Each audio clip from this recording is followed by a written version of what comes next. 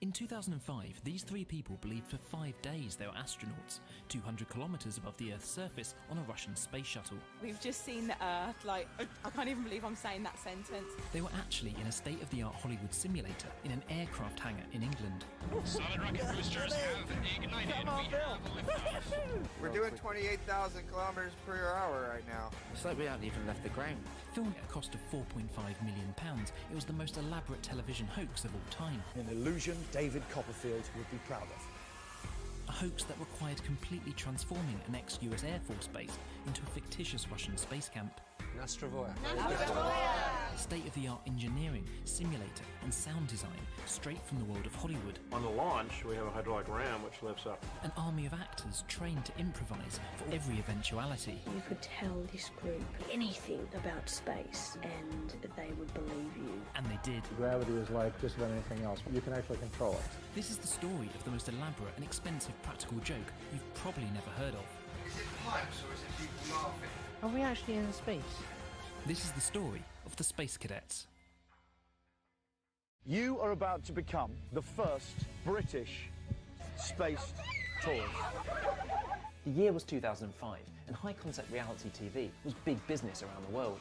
Shows like Big Brother and Survivor proved that television could provide drama and action without actors, and networks were on the hunt for bigger and more ambitious conceits for ordinary members of the public to participate in. Earlier that year, this vague casting call was placed in national newspapers. Contestants thought they were applying for a mystery thrill-seeking reality show. What they were actually applying for was a show called Space Cadets, a show that when announced to the press was described as candid camera live in space and the most elaborate and ambitious one-off TV hoax of all time. From hidden camera formats like Punk'd and Trigger Happy to entire fake reality series like Joe Schmo and Invasion Iowa, television has always been a playground for practical jokes. However, this was to be different. This was to be the biggest and most expensive television hoax of all time, a £4.5 million production to convince ordinary members of the public they'd been selected to travel to a Russian space base, whereby just 4 of them would be chosen to become Britain's first space tourists on a 5-day mission. It was an ambition so high, the show claimed if it worked. Neil Armstrong has said that if this show works, he'll eat his own helmet on the final show. To pull this off, they needed to find the right candidates. Having interviewed hundreds of applicants, they quickly eliminated anyone whose hobby was military bases or space. 50 were then brought to London and subjected to a series of tasks to test everything from their suggestibility, A hot dog and some fries. their willingness to take a joke, Anyone too shy to disco was out. and crucially their reaction to claustrophobia by being strapped into a sleeping bag for 20 minutes and then being trapped in a lift. Who could handle being trapped inside a shuttle and who we should discount? With the consent of their families, 9 were then selected to take part in the mystery show, and they'd be joined by 3 undercover actors who'd help nudge the illusion along from the inside. All 12 of them met at an airport, where the true, but false, nature of the production was revealed for the first time. This plane here will take you to Russia. The best of the best will be sent into orbit. You may now board your plane and off you plod. I mean, it sounded believable, right? And why wouldn't it? Since 2001, where American businessman Dennis Tito paid $20 million to become the world's first space tourist, blasting off in a Soyuz spacecraft to spend 7 days on board the International Space Station. I love space. Virginia-based company Space Adventures has been offering wealthy individuals with deep enough pockets the space tourism experience, and to date has launched 7 different people on 8 separate missions to the ISS. And in 2004, after American aerospace engineer Burt Rutan's Spaceship One became the world's first privately funded aircraft to achieve suborbital spaceflight. Would you like an M&M that's been to space? Richard Branson announced the formation of Virgin Galactic, which hoped to offer a more affordable way of experiencing space travel using Burt's follow-up spaceplane, Spaceship Two. The show even joked, And we reckon he's about 2 years behind us. So with space tourism being so fresh in people's minds in 2005, was it completely implausible that for these contestants, at this particular moment, that a reality TV show would be casting for the first British space tourists? They boarded a chartered plane where they were told the destination was the fictional space tourism agency Star, based almost 3,000 kilometres away in Russia. My kid's gonna go and say, oh, the national love my dad. Yeah, but not space, man. I know. My mum never had this in my family. In reality, they never left the country. They were flown on a carefully orchestrated flight path that would see them circle the North Sea for 3.5 hours before landing less than 38 miles away at Lid Airport in Kent. They believed they had landed at Volgograd. Welcome to Russia. Having turned out all the floodlights on the runway, there was nothing to suggest otherwise. A short helicopter transfer later, and they arrived at their final destination, Star's training facility, not in Krimsk, but an ex-US Air Force base near Ipswich, just off the A12. Also known as Bentwaters Parks, this decommissioned 1,000-acre site that was once used by the US military throughout the Cold War would for 4 weeks have to masquerade as a Russian space base. If it looks familiar, it's likely because you've seen it before, from films such as Fast and Furious 6, The Numbers Station, and Wonder Woman, to television shows like Top Gear. Bentwaters Parks, with its control towers, ammunition stores, and hangar buildings, is a superbly authentic film and television location on the Suffolk coast. However, for its latest starring role, it would need a complete transformation if it was to be passed off as a Russian military establishment. The production team spared no expense in the makeover, actually travelling to Russia to purchase food from a supermarket in Moscow. They had to buy everything from fizzy drinks to toiletries, alongside costumes and other space-related paraphernalia from a local market. Time to bargain hunt, Russian style. Meanwhile, an aircraft dismantler back in Essex would provide military bric-a-brac like control panels, jet engines and surface-to-air missiles that were once used on Die Another Day. This aircraft junk will go a long way to making our base look like the real deal. The production team had to be meticulous in their set design, replacing all plug sockets with their Russian counterparts, changing all the signage, and carefully erasing every last bit of English from existence. One detail out of place and the game is up.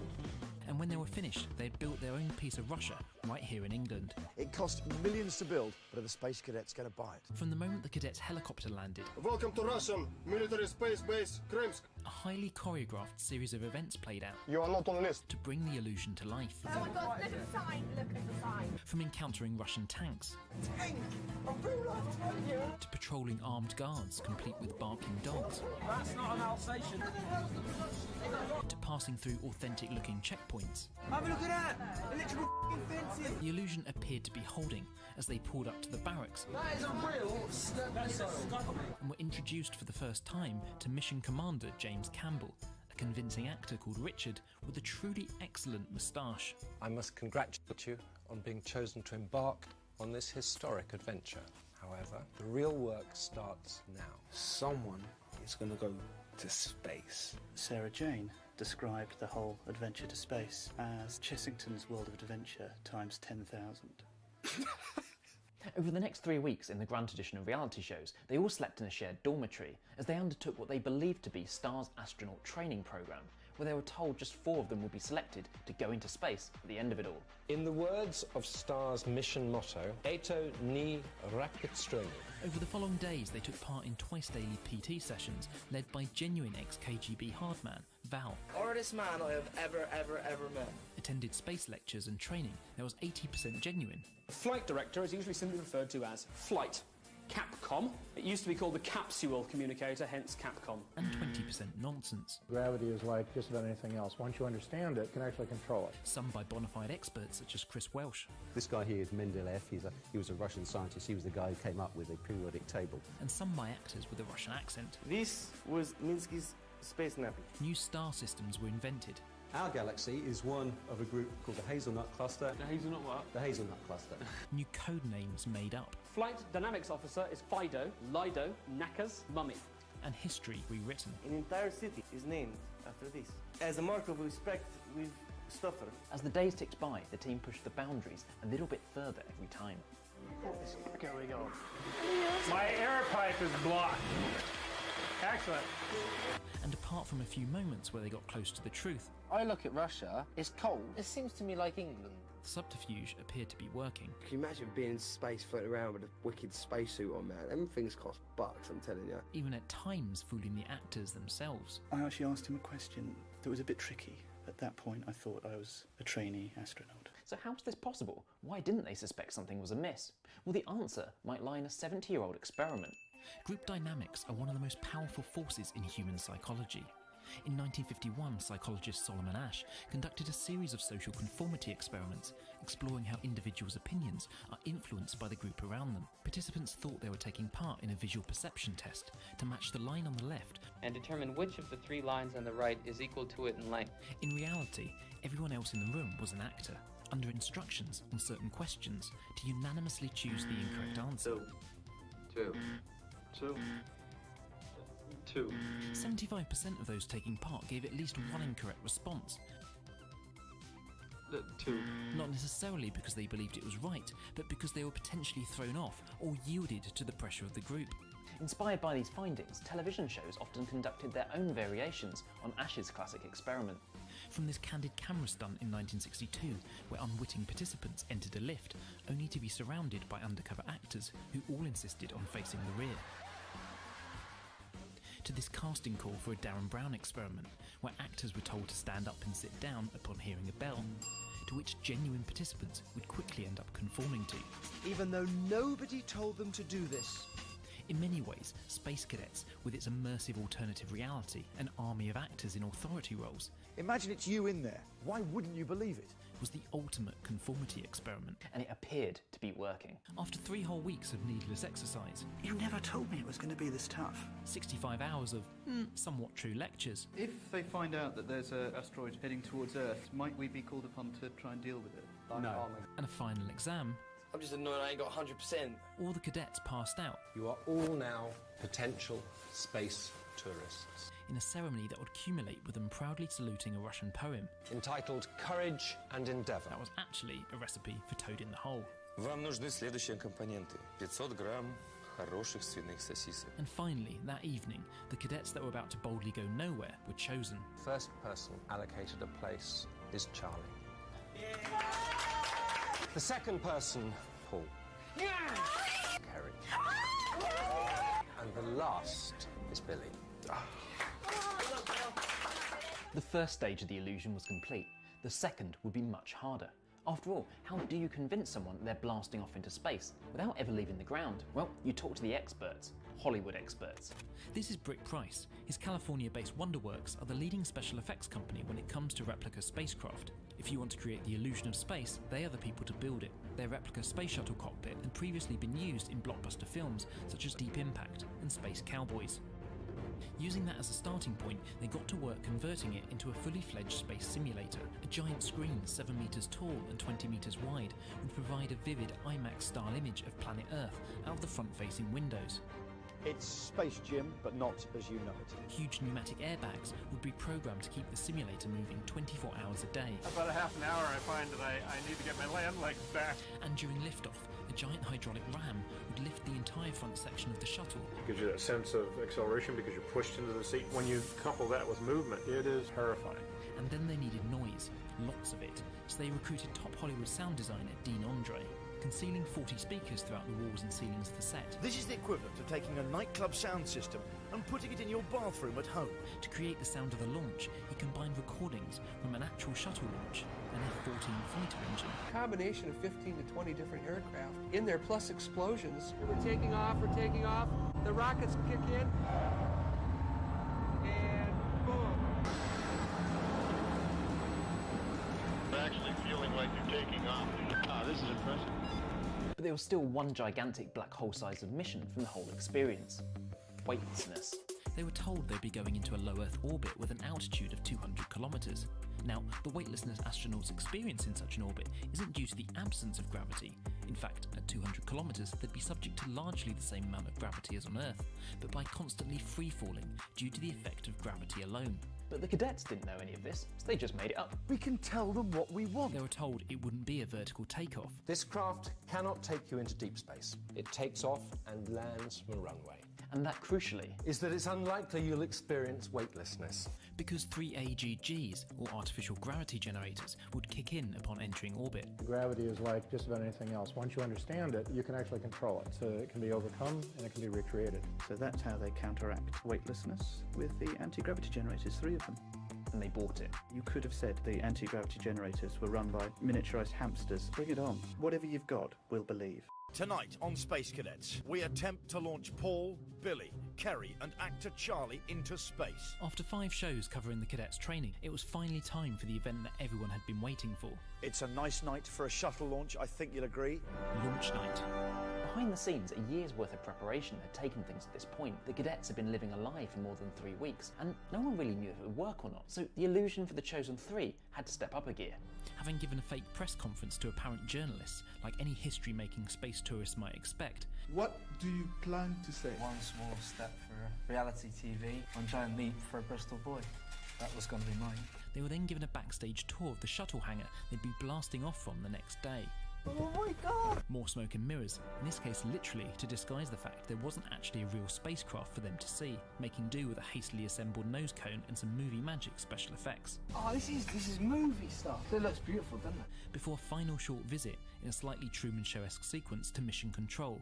This is Mission Control. A genuine operations room from the Cold War that had been dressed with props, actors. Fido, Dido, Lido, Nakas is over there, and this chap is your money. And even sound designer Dean Andre in a lab coat. Oh, pleasure to meet you. To play the role of Capcom. We've been practicing this for forever. We're really excited. T-1, practicing Roski. Oh, can't wait. Video diaries captured the tangible excitement in the hours before they thought they were going into space. Oh my god, things are just getting more and more real now. Whilst viewers at home felt a slight pang of guilt that it was all a lie. This time tomorrow, I might be in space. But we were too wrapped up in whether it was even possible. All that was left was for the cadets to suit up. You're nice people. Say goodbye to their friends. See you later. Thank you, and make the transfer to what they believed was Earth Orbiter 1. General purpose computer power is on. First 4 British astronauts in space. For such an expensive hoax, the game could have been blown on the smallest possible detail, and it almost was. Upon entering the simulator, Carrie almost kicked the curtain down, revealing the whole thing. If that curtain had just moved, and the whole thing would have been blown. Here we go! Yay! Well done, guys. Woo. 3, 2, 1, oh my god, 0. But the problems didn't end there. Capcom Crimps, we have power loss. The hydraulics are moving the shuttle, but inside they can't hear a thing. Could have meant game over. It sounded like someone was trying to start a lawnmower underneath this. Negative Capcom Crimps. Negative Capcom. I thought for a while that it just had failed, the whole system. If it wasn't for the quick thinking and improvisation of the 2-actor pilots. Some final last-minute checks to ensure everything. They are towing us out. My car's like this in the mornings. After a very tense 2 minutes, the sound problems are ironed out, and we have liftoff. Right. 5, 4, We've unhooked from the 2, tractor. 1, we are going for takeoff, all right? solid rocket boosters have ignited. Come on, Bill. The launch astonishingly went as planned. We're doing 28,000 kilometers per hour right now. This is amazing. This is amazing. We are going so fast. And while their bodies weren't experiencing the G-force you'd expect if you're actually launching into space. No G-force, so you didn't sort of like kind of just sit back like that. The actors. We're going to be jettisoning the solid rocket boosters any second now. The sound. But the noise, you know, if you watch a film or something, it was exactly like that. The environment. A maximum dynamic pressure has been reached. All fed into the illusion. Just easing into orbit, We go around the world in 90 minutes. Even actor Charlie was convinced. Bewildered by how successful the illusion is being. And while the first doubts started to creep in. Feels like we're still on the ground. When Drew says, right, we're in space now, I was like, what? They were quickly pushed to the back of their minds with this incredible moment where the view out of the cockpit was revealed and the cadets looked down at what they thought was the curvature of the Earth for the first time. It's absolutely amazing. We've just seen the Earth. Like, I can't even believe I'm saying that sentence. We're just so happy. I just saw the world. It was a truly brilliant television moment. This was by far the emotional peak and high point of the series. All the problems in the world just seem minor, you know that? Like, that's what they see. They just don't know, like all wars and stuff that's going on. It just seems like... All the social engineering, the simulator, all brought the show to this point. We're in space. Space is great. Space is the place. We've just seen the Earth. That was humbling. I'm just so deep within it myself.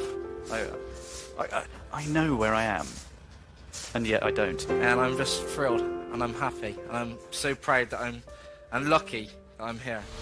The challenge was, having made 3 members of the public genuinely believe they're in space, where do you go from there? Well, it felt as a viewer that the show wasn't entirely sure of that question either. The cadets' orbit around the Earth will not always be smooth space sailing. The title sequence teased aliens, and an earlier episode featured sound designer Dean Andre throwing cat food in his van to recreate a meteor shower. And it sounded like little bits and pieces of meteor. As part of an event that never materialised on screen. My neighbours think that I'm crazy. How do you like that? The reality was a series of increasingly bizarre experiments. Their opportunity to further mankind's understanding of the universe in which we live. From making balloon animals while wearing gloves to seeing if fruit could power a fax machine in space. The lights are on. We fax you something. Negative, we do not have a wire long enough. As the hours and days ticked by, actors Charlie, Alex and Drew were challenged with staging increasingly ludicrous scenarios. They're not gonna believe I've done this. Stretching the fictional mission's credibility to breaking point and beyond. You're watching Russia's only gymnastics channel. From this astronaut initiation ceremony. I stand before Uranus, begging for admittance. To actor Charlie's so-called intestinal worm. No, I can't look at it. What the is it? I'm really scared now. Sorry, I'm such a terrible actor. Or most absurd of all, a funeral for dead dog Mr. Bimby. We are gathered here today in love and memory of TV dog star Mr. Bimby. Show some respect, folks. Accumulated in, yep, you guessed it. The ashes being dropped on the floor and sucked up in a dustbuster. Don't worry about it. Suspicions had well and truly been raised. Good joke. If it's not, I'm really sorry. Is it pipes or is it people laughing? These Bimby's gonna go home because we laugh at his funeral. And for the cadets, the only thing that would now eliminate those doubts I kind of feel like it's not real. Are we actually in space? would be a spacewalk. Spacewalk, then I'll be thinking we are in a simulator. No, they wouldn't go to that trouble. The previous evening, the hoax was revealed to the other candidates. We're not in Russia. We're still in England! Star is a fictitious company. And they took the whole experience in their stride. They're 300 yards away in a state-of-the-art simulator. Did they know that? No. We have been had! But how would the cadets on board fare when it was revealed their historical accomplishment was just a big and expensive joke? All I want to do is do a spacewalk, and then I can see the Earth from where I wanted to see it. To prepare for the spacewalk, they entered a capsule that they thought would be moving them away from the shuttle on a robot arm. It's the culmination of both their mission and, in a sense, ours. However, they were instead about to be suddenly brought back to Earth. Now, there have been lots of rumours and discussion about how the grand reveal would actually take place, with many speculating some sort of Hollywood-style emergency. The reality, presumably guided by experts, was far tamer. Hello there, Billy, Kerry, Paul. A tape played back to them in the capsule their own suspicions. Everything feels a bit caravan-y. To give them one last chance to work it out for themselves. We could just be in a simulator at the moment. Oh, no. I knew it! Oh my god, how heartbreaking. Charlie, no, I knew it! It's time to come home. What? Meanwhile, stagehands transported the pod into the studio. Before the doors were finally flung open. It's fair to say their initial reactions made for slightly uncomfortable viewing at the time. I'm a little bit, broken-hearted. You're not actually in Russia at all. That's the big thing. You're in England, near Ipswich. Ipswich. Ever visit here as a kid, anyone? No, I never want to again. Okay. However, the sweetener of a genuine trip to Russia to experience a zero-gravity flight... On the so-called vomit comet. That's good. Yeah? A £25,000 check. How about that? Yeah, I'll take that. And the warm embrace from the audience made the pill certainly easier to swallow. Can the actors please stand up? James. James. I had that dream James. And after a somewhat brisk 20-minute interview to cap off the series... If you're ever lucky enough to meet them, salute them as the heroes they are. Mission accomplished, over and out. I give you the Space Cadets. That was it. Space Cadets was over.